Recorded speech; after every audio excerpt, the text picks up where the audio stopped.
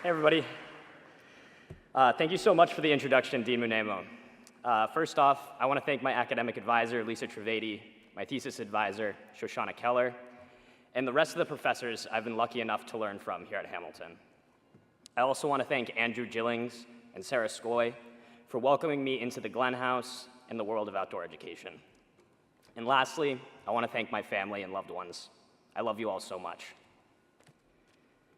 One of my most vivid memories was arriving on campus for the first time as a Hamilton student. I remember driving up College Hill in the back of my family's minivan when we came around that final turn. Suddenly, we saw droves of orientation leaders in crazy outfits screaming and waving signs. I remember my parents saying, "Quinn, this place is going to be great." Thankfully, I can confidently say that they were right, and Hamilton has been the perfect place for me. Remembering Hamilton in the fall of 2020 would be incomplete without mentioning the immediate drive-through COVID test, followed by a 2-day quarantine with nobody for company but the weird roommate you'd met online. I remember my roommate, Justin, turning to me after my parents left and saying, "So, we watching the Bruins tonight?" After that, I knew everything was going to be fine. The two of us have been roommates ever since, and he's the best friend I could possibly ask for. That first year at Hamilton was straight up weird in a lot of ways. From 3 times a week COVID testing, to a dining hall with only blue Adirondack chairs to sit in, to jumping out of windows to escape campo busting illegal parties. You know what they say, aim for the bushes. All in all, it was a pretty wacky year. Despite all the COVID craziness, that first year was perhaps the most important of my time at Hamilton. I was introduced to college-level history, which has become my academic obsession. Studying history here helped me fall in love with learning again. Later that year, I was hired to be a leader for Adirondack Adventure, our wilderness orientation program. Since then, introducing students to Hamilton through wilderness adventure trips has been the most fulfilling experience of my life. I also met most of my best friends in the world. Those of you I met as a first year, and those of you I've come to know since, have truly made this campus my home. Hamilton has given me the opportunity to challenge myself academically and pursue my interests outside the classroom.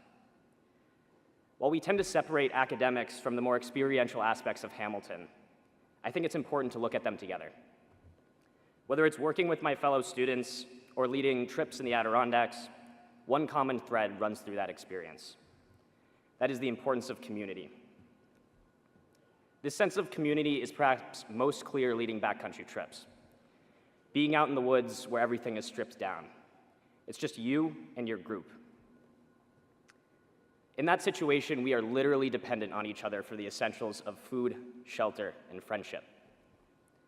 But I don't think that sense of community I feel in the backcountry ends when I return to campus and the complexity of everyday life. I've also felt that same sense of community in the classroom, collaborating with my peers, or in social spaces, just spending time with my friends chatting about our lives. What has made Hamilton truly special for me is not the academic vigor or specific extracurricular activities. It's this community. It's this community that I have the privilege to share this campus with every day. As a history major, my studies largely involve diving into the past. However, I want to take this moment to look forward to the future. It can be easy to look at our future with fear. Political strife at home, global climate change, and devastating wars around the globe seem to represent an era where we as humans are at our worst. I often find myself torn apart by these crushing realities. But if there's one thing the study of history has taught me, it's that humans have remade, reshaped, and reimagined our world in an infinite number of ways since we first emerged as a species in Africa hundreds of thousands of years ago.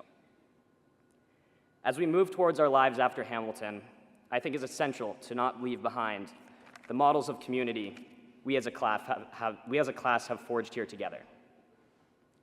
The challenges we face in our modern world are admittedly enormous and complex, but perhaps we can start by simply treating our world as we would our community at Hamilton. So as I look around this room and see all of you, my classmates, I'm hopeful, maybe even confident, that together we can create a global community where all people can live in prosperity and our planet can be healed. Thank you very much.